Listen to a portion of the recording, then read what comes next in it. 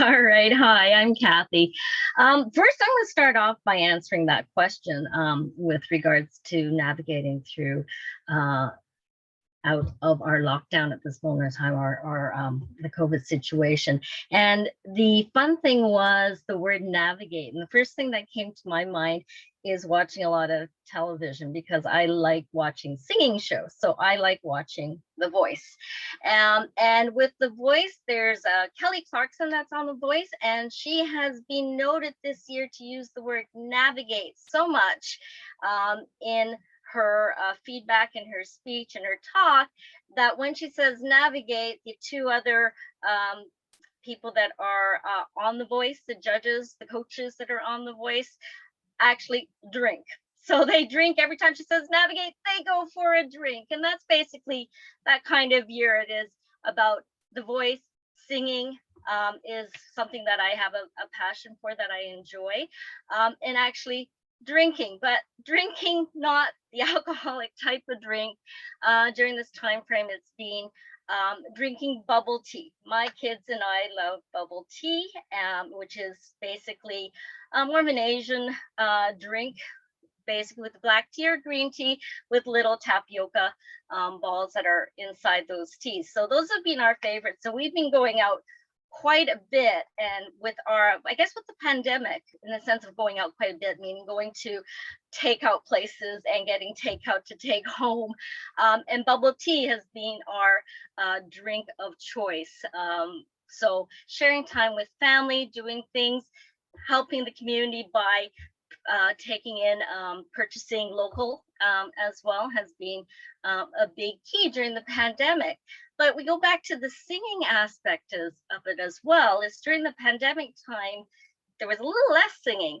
And I am a school teacher by day. I'm supplying with the York Catholic District School Board.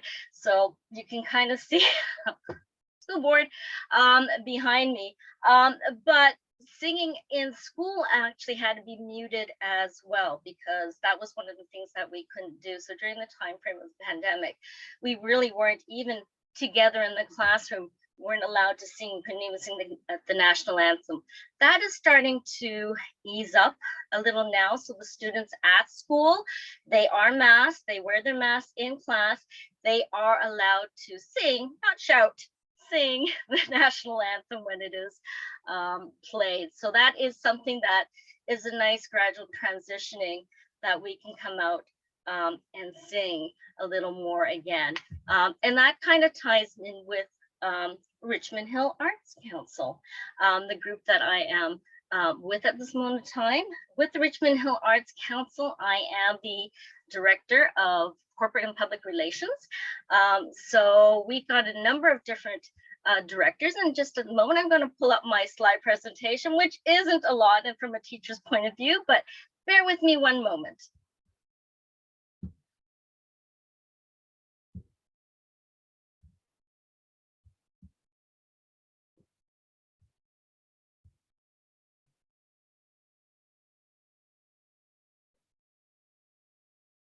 All right, so with the Richmond Hill Arts Council, we are a group of volunteers, really. All of the people that are involved with the Arts Council are volunteers. And we kind of got together in 2019 and formed with Richmond Hill Arts Council, or our website, rharts.ca. Let's Grow Together was our theme, because we were starting out 2019, and we want to grow with the community in various arts disciplines with various ages.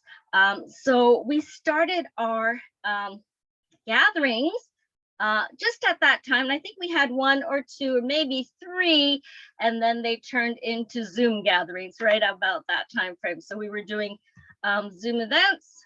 Oops, let me see if this is, there we go. Going back here. So basically who we are about 12 directors to get all together, and we have about 3 or 4 people that are also very involved, either coordinators or very involved with Richmond Hill Arts Council. Liz, of course, is with volunteers and coordinating with volunteers at our particular event. Thank you, Liz. But we do gather now, basically majority of times on Zoom. More recently, we've been able to gather together in person.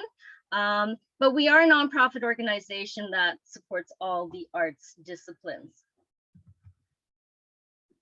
So we've been able to gather at the theater at this moment in time, some of our meetings that we've had, just because we are working towards what's coming up this Saturday, as Marge mentioned, the Richmond Hill Arts Festival. So we've been fortunate to actually being able to meet in person at the theater. And this is actually on the stage.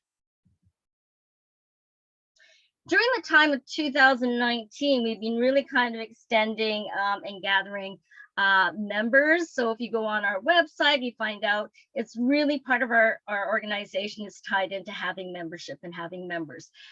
So we have different things that we support members with. And again, this is the upcoming is going to be our event. Our first main inaugural event that's happening is the Richmond Hill Arts Festival. That's there.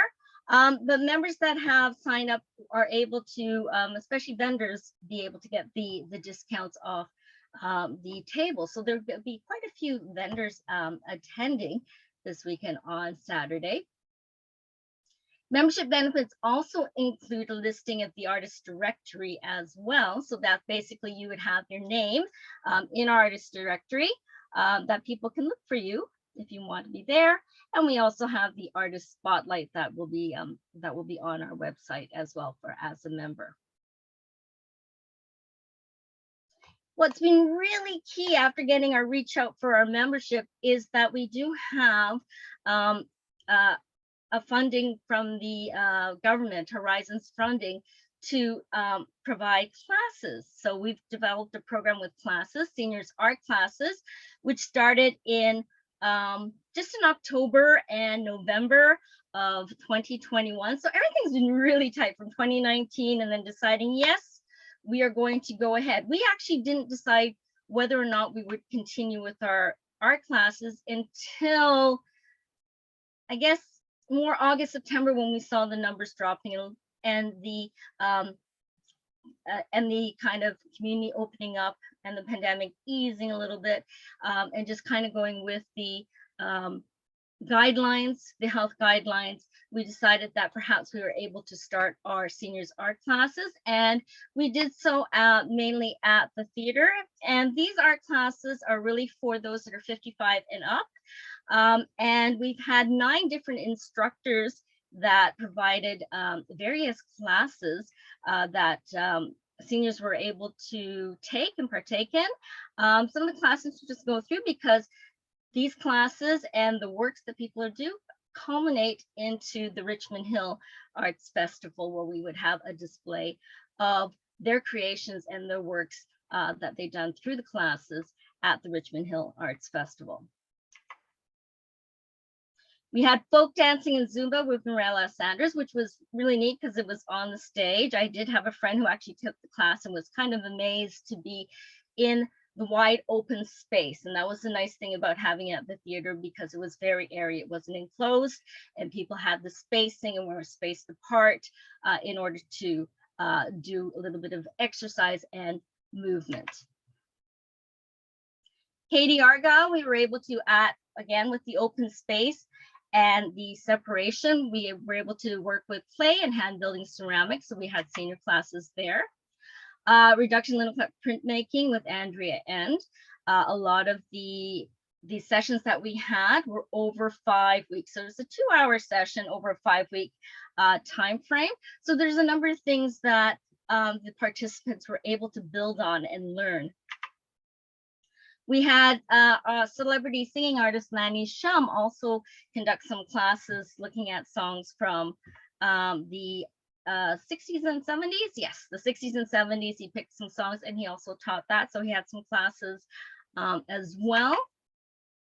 We had with York Region Open Mic, we had a kind of a jam session class with Steffi Goodfield.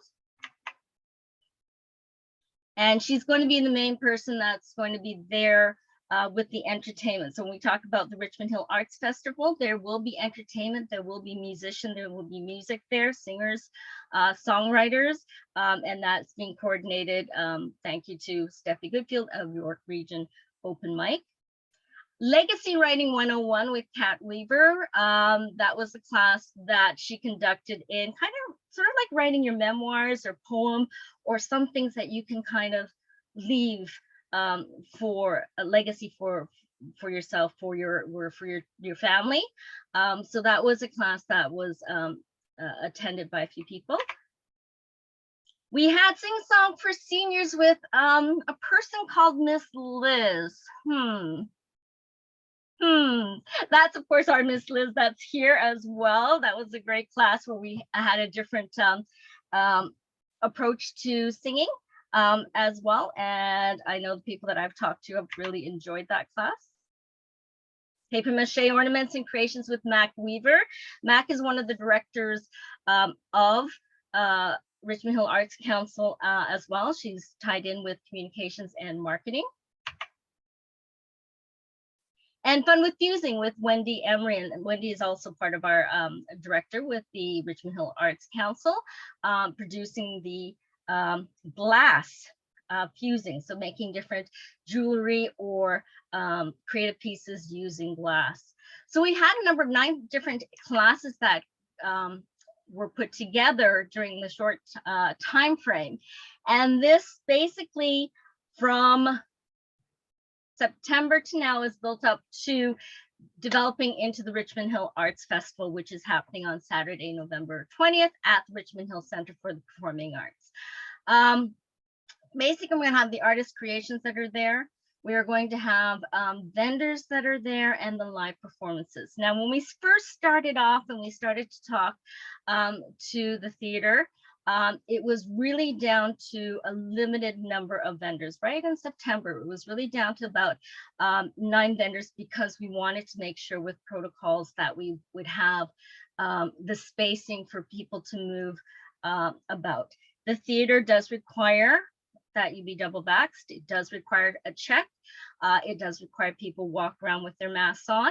It does require having the social distancing as well. When the capacity limits opened up a little bit, we were able to increase the number of vendors that we can have be part of the event.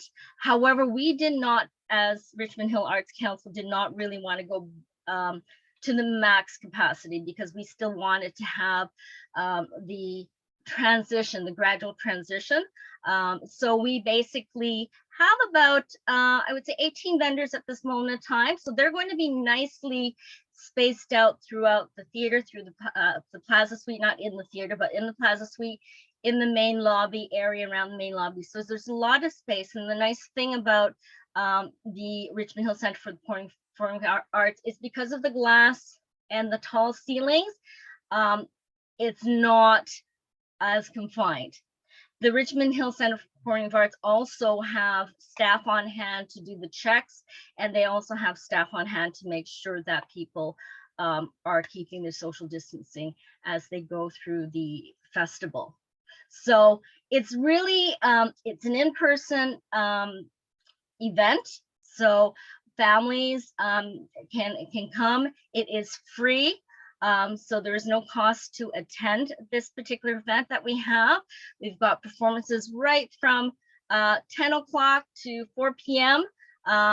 Going on, so that you'd be able to kind of listen to different singers and different songwriters, and then go through and buy local, buy from the artists and the crafts. If you're looking for Christmas, Hanukkah items or different holiday items, you'd be able to come up for that. So we're really kind of hoping that everyone is able to, if they're comfortable, to kind of come out to our particular event. Again, Art is Ageless is our theme. It's really kind of celebrating, even through the pandemic. I think even though singing was dampened, it wasn't really at home, and it wasn't really in the world. You saw people come out and still have the art, the music, and have that celebrated in many different ways. So we want to encourage that celebration. So I'm hoping that you're able to come out to the Richmond Hill Arts Festival, and I'm going to switch out of this second. And that's the presentation there.